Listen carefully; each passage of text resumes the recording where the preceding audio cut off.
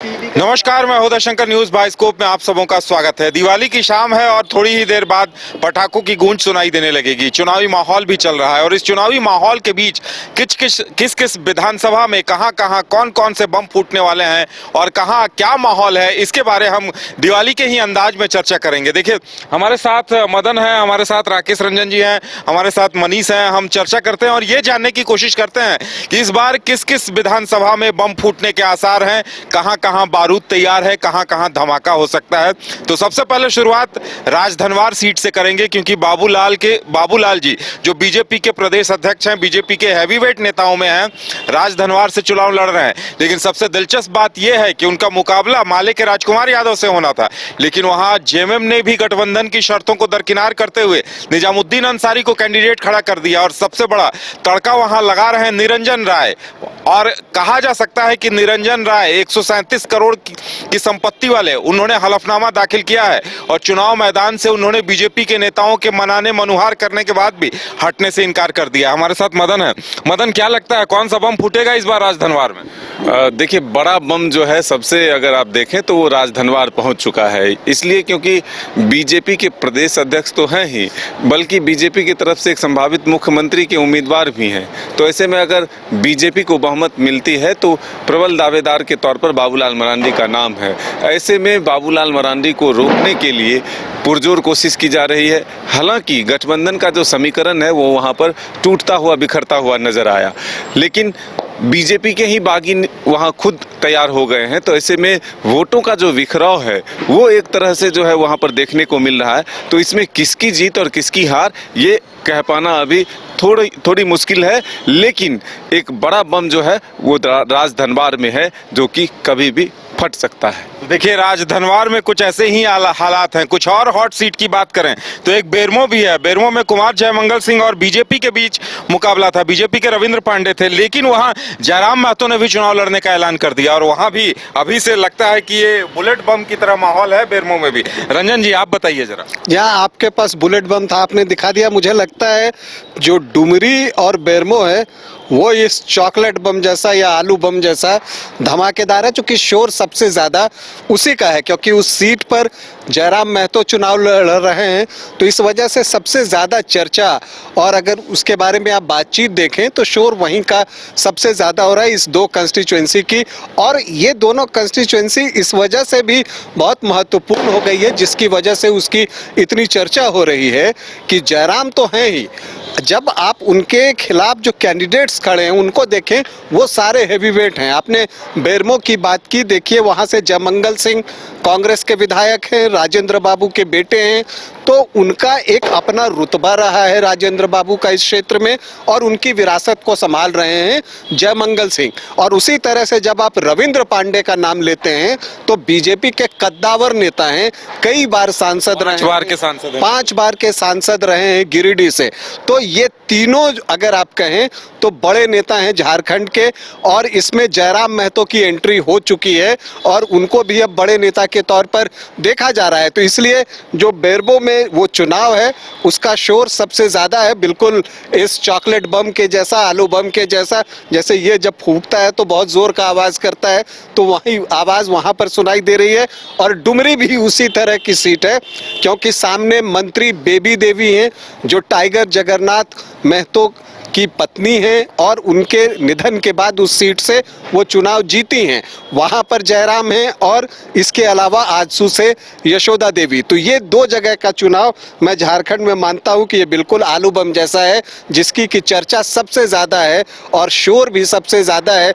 आप किसी भी न्यूज चैनल पे चले जाइए, यूट्यूब पर चले जाइए, हर जगह इन दो सीटों की चर्चा सबसे ज्यादा है, सबसे ज्यादा शोर है। चलिए, तो बेरमो में सबसे ज्यादा गूंज सुनाई दे रही है। मनीष, अभी आप पाकुड़ से लौटे हैं। देखिए, पाकुड़ इस बार झारखंड में एक ऐसी सीट है जहां इससे पहले अक्सर ऐसा होता रहा है कि कहते हैं कि भाई मुस्लिम वोट जिस तरफ जाएंगे वो जीत जाएगा, लेकिन वहां मुस्लिम वोट में ऐसा बंटवारा हो रहा है कि वहां ये स्थिति हो गई है कि भाई जो हिंदुओं के वोट या आदिवासियों के वोट जिस तरफ जाएंगे वो जीत जाएगा। यानी उल्टा समीकरण हो गया है। वहां आलमगीर आलम की पत्नी चुनाव लड़ रही है, वहां आजसू से अजहर इस्लाम है, वहां और भी कौन कौन से कैंडिडेट हैं, क्या वहां समझ में आ रहा है। लगता है वहां तो बम ही बम फूट रहे हैं और कौन सा बम वहां धमाका करेगा ये कोई बड़े से बड़ा राजनीतिक दिग्गज भी नहीं कह सकता। बिल्कुल, वहाँ की बात करें तो पाकुड़ में इस वक्त पाकुड़ विधानसभा में बहुत कुछ देखने को मिल रहा है और धमाके पर धमाके हो रहे हैं। देखिए, सबसे पहली बात कि जो अजहर इस्लाम है, अजहर इस्लाम आसू से है।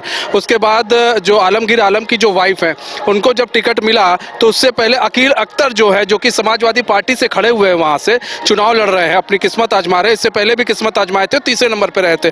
तो कहीं ना कहीं अकील अख्तर को ये उम्मीद थी कि भाई उन्हें टिकट दिया जाएगा, लेकिन उनको टिकट ना देकर आलमगीर आलम की वाइफ को टिकट दिया गया।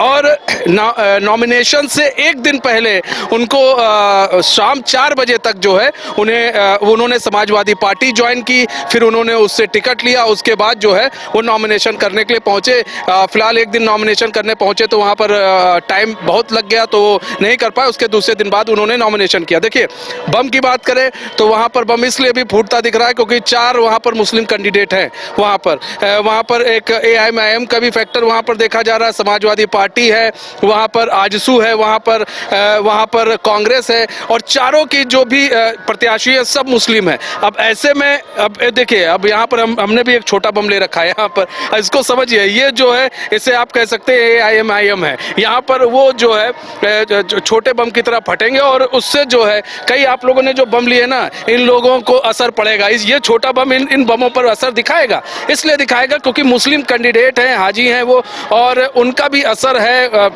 अच्छा खासा होल्ड है, वो भी पब्लिक के बीच में जा रहे हैं, तो वोट उनको भी जाएगा।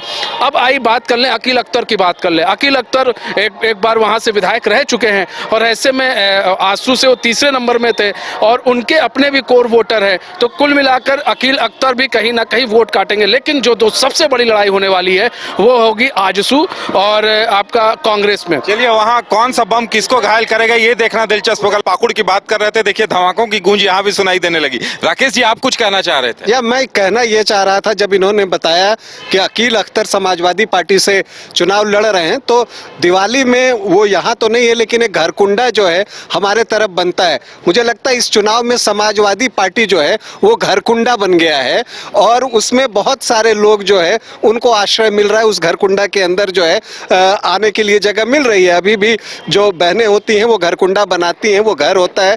और उसमें आप देखिए, इस तरह से आप गढ़वा में देखिए, गिरिनाथ सिंह उस घरकुंडा के अंदर पहुंच चुके हैं। अभी अकील अख्तर इन्होंने बताया, उमा शंकर अकेला जो है वो बरही में उस घरकुंडा के अंदर आ चुके हैं, तो ममता भुइयां उस घरकुंडा के अंदर आ चुकी हैं। तो आप देखते चले जाइए कि उस घरकुंडा में जो जगह जो है वो भरती चली जा रही है। इंडिया महागठबंधन की सबसे बड़ी पार्टी सपा थी, 30 सांसद थे, लेकिन लगता है कि उन्हें उतना भाव नहीं मिला, इसलिए वो सब जगह वहीं धमाका कर रहे हैं जहां जहां महागठबंधन के प्रत्याशी हैं। कांग्रेस के बाद इंडिया गठबंधन की दूसरी सबसे बड़ी पार्टी जो है वो समाजवादी पार्टी है, तो उसने पहले तो घरकुंडा बना लिया है और अब वो वहां से जो है एक एक कर जो है अपने बम फेंकेगी। बम अलग अलग साइज के होंगे, कुछ छोटे होंगे जो हल्के आवाज करके लौट आएंगे, कोई उससे थोड़े बड़े होंगे वो ज्यादा आवाज करेंगे। और ये बात भी आप कह सकते हैं कि हो सकता है कि कुछ बम जोरदार आवाज करें, जिसका की असर झारखंड के विधानसभा चुनाव में उस क्षेत्र पर पड़ सकता है। और ऐसे कई कैंडिडेट्स हैं समाजवादी पार्टी में जो उस क्षेत्र के चुनाव पर असर डाल सकते हैं। गढ़वा में गिरिनाथ सिंह उसी तरह के नाम है, बरही में उमाशंकर अकेला उसी तरह के नाम है, और अकील अख्तर जो पाकुड़ में इन्होंने कहा वो भी उसी तरह के नाम है जो चुनाव पर प्रभाव डाल सकते हैं। और चुनाव परिणाम का जो रिजल्ट आना है वो इनके प्रदर्शन पर भी बहुत कुछ निर्भर करने वाला है। यानी जहां जहां कांग्रेस जेएमएम के प्रत्याशी जीतने की स्थिति में थे या विधायक थे, वहां वहां समाजवादी पार्टी ने अपना एक एक बम फेंक दिया है और वो लगता है धमाके की तैयारी में है। मदन, आप गढ़वा घूम के आए थे, गढ़वा में क्या लग रहा है? गिरिनाथ जी जो सपा से दावेदारी कर रहे हैं, लगता है उन्होंने भी एक बड़ा बम फोड़ दिया है। बिल्कुल, एक बड़ा बम गढ़वा में भी है और इसीलिए हम कह रहे हैं कि क्योंकि वहां पर जेएमएम की तरफ से जो उम्मीदवार है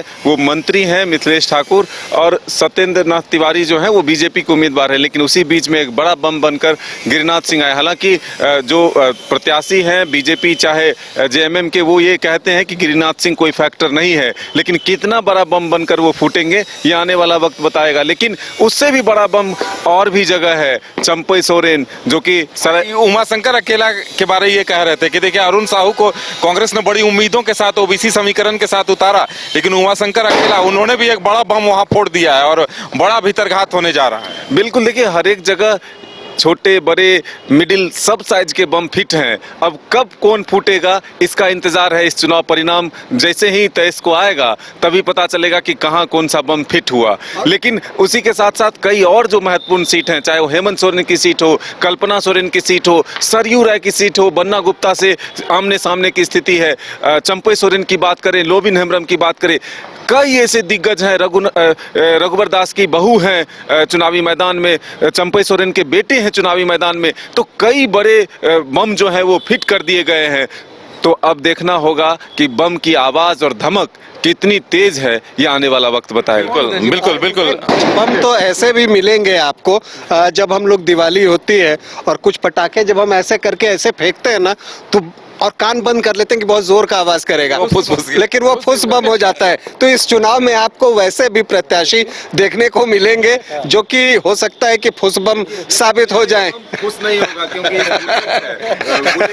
देखिए आप कौन फुसफुसिया बम। हाँ मनीष, आप कुछ कह रहे हैं। हाँ, हम एक चीज और भी कह रहे थे। देखिए यहाँ पर समझना ये भी होगा कि जो लगातार एक बीजेपी घुसपैठ का मामला उठा रही थी, अब आप यहाँ पर समझिए पाकुड़ में अजहर इस्लाम लड़ रहे हैं वहां से चुनाव, आजसू के वो कैंडिडेट हैं, एनडीए के कैंडिडेट है, लेकिन वहां पर देखिए वहां पर वो कह क्या रहे हैं, कह रहे हैं यहाँ पर कोई भी जो भी मुस्लिम है यहाँ पर कोई भी बाहर का नहीं आया है, कोई भी घुसपैठिया नहीं है। तो कहीं ना कहीं देखिए कहते हैं ना कि अंदर खाने भी जब इस तरह की बातें होने लगती हैं, तो आप जिस मुद्दे को लेकर आए और आप जिस मुद्दे को लेकर जनता के बीच में जा रहे थे, वही मुद्दा जो है, आप जो भी फुसफुस बम की बात कर रहे थे, वही मुद्दा फिर फुसफुसा जाता है। क्यों फुसफुसा जाता है? उसका रीजन ये है कि आपके कैंडिडेट जहां से लड़ते हैं वहां पर कहते हैं कोई भी मुस्लिम यहाँ पर डरने की जरूरत नहीं है, यहाँ पर लोगों ने रिपोर्ट दी है, यहाँ पर कुछ भी नहीं है, यहाँ पर घुसपैठ नहीं। जब वहां घुसपैठ नहीं, जहां पर और भी कैंडिडेट लड़ रहे हैं एनडीए के, जब वहां घुसपैठ नहीं, तो घुसपैठ हुआ कहां है? फिर आखिर घुसपैठ का मामला उठ कहां से रहा है? सबसे बड़ा सवाल अब ये भी उठ रहा है। चलिए, कई फैक्टर हैं, इस पे आगे भी चर्चा होती रहेगी, लेकिन बम पटाखों की बात की जाए तो देखिए जमशेदपुर पूर्वी की सीट, जमशेदपुर पूर्वी में रघुवर दास की बहू और डॉक्टर अजय कुमार भी पुराने दिग्गज नेता हैं, वहां वो बम फोड़ रहे हैं, वहां और कई निर्दलीय प्रत्याशी उतर गए हैं, वो भी बम फोड़ रहे हैं। अब धमाका कितना असरदार होगा मदन? बिल्कुल यही बात हम कह रहे थे कि झारखंड के इस विधानसभा चुनाव में कई बड़े बम और छोटे बम जगह जगह पर फिट हो चुके हैं। अब इंतजार है वोटिंग के दिन का कि उस बम में आग किस तरह से लगाई जाती है, उससे धुआं कितना निकलता है और आवाज कितना तेज होता है, ये 23 नवंबर को पता चलेगा। अभी जामताड़ा भी हॉट सीट में शामिल हो गया है। जामताड़ा में देखिए इरफान अंसारी जी ने एक बम फोड़ा था, जो प्रत्याशी हैं सीता सोरेन उनके खिलाफ, लेकिन सीता सोरेन जी ने उससे भी बड़ा बम फोड़ दिया और उन्होंने जिस तरह से रिएक्ट किया है, इरफान अंसारी मुश्किल में घिर गए हैं, माफी मांगते चल रहे हैं, हर जगह ये माहौल है। अब वहां कौन सा बम कितना बड़ा धमाका करेगा और किसको नुकसान होगा, राकेश जी? देखिए, जो इरफान अंसारी ने बड़े अरमान के साथ जो बम आपने दिखाया वो फेंका था, लेकिन उसमें आवाज थोड़ी कम निकली, उसका असर थोड़ा कम हुआ, और जवाब में जो सीता सोरेन ने जो ये बम फेंक दिया है, अब उसका शोर अभी जो है जामताड़ा में खास करके आप देखें तो ज्यादा है, चूंकि चर्चा इसकी ज्यादा हो रही है। और सीता सोरेन ने जो कुछ भी कहा है और जिस तरह से वो प्रेस कॉन्फ्रेंस में भावुक हुई, फिर जो इरफान अंसारी का बयान था उसको आदिवासी अस्मिता के साथ जोड़ दिया, उससे जो है आप कह सकते हैं कि एक चर्चा का विषय पूरे झारखंड में चुनाव में वो बन गया है, जो कि चुनाव पर प्रभाव डाल सकता है, न सिर्फ जामताड़ा में बल्कि संथाल सहित अन्य इलाकों में भी इस पर चर्चा जो है वो चल रही है। तो ये एक बड़ा पॉइंट है, और इसलिए मुझे लगता है कि जब भी आप कोई बम चलाते हैं दिवाली में, जब आप फोड़ते हैं, चाहे वो फुलझड़ी हो, चाहे रॉकेट हो या कुछ भी हो, तो चलाते समय सावधानी जरूर बरतनी चाहिए, और उससे पहले आपको पूरा कॉशियस होना चाहिए कि कहीं ऐसा तो नहीं कि ये बम चलाते समय हम खुद जो है अपना नुकसान कर लें। तो मुझे लगता है कि इरफान अंसारी ने यहाँ पर कम से कम जो है अपना नुकसान तो जरूर किया है। देखिए यहाँ पर एक चीज और भी है उदय, सीता सोरेन की बात हो रही है। सीता सोरेन जब प्रेस कॉन्फ्रेंस कर रही थी उस वक्त तो हम लोग वहीं पर मौजूद थे। वहां पर एक चीज ये भी समझिए कि सीता सोरेन ने, कहते हैं ना एक डबल आवाज वाला बम होता है, तो सीता सोरेन ने वो डबल आवाज वाला बम फोड़ दिया है कि एक तो सीता सोरेन का रोना जो है, एक तो महिला है, महिला का रोना किसी को भी बर्दाश्त नहीं होता है, और एक दूसरी चीज ये जिस तरह से इरफान अंसारी ने बयान दिया, उसको जिस तरह से बीजेपी अब एक कवच के रूप में लेकर चल रही है और उसको ताकि वो ज़्यादा हमलावर हो सके, महिलाओं पर ज़्यादा किस तरह से देखिए कांग्रेस किस तरह से महिलाओं को लेकर कह रही है, किस तरह से सीता सोरेन एक बहू को लेकर, क्योंकि एक जिनकी वो बहू है, सोरेन परिवार की बहू है वो, तो ऐसे में इस चीज़ को ज़्यादा हाईलाइट भी किया जा रहा है और वही कह रहे हैं कि एक बम जो डबल धमाका करता वही बम जो है सीता सोरेन ने फोड़ के इनको फंसा सा दिया है। कहीं ना कहीं जामताड़ा में बड़ी मुश्किलें बढ़ गई हैं इनकी। चलिए अब देखने वाली बात यह होगी कि बम हर तरफ फूट रहे हैं, बम कोई फुसफुसिया बम साबित होगा, कोई बड़ा धमाकेदार बम साबित होगा, तो हमें भी इंतजार रहेगा नतीजों का। दिवाली की शुभकामनाओं के साथ आज फिलहाल इतना ही, हमें दीजिए इजाजत और आप देखते रहिए न्यूज़ बाइस्कोप। नमस्कार, हैप्पी दीपावली। हैप्पी दिवाली।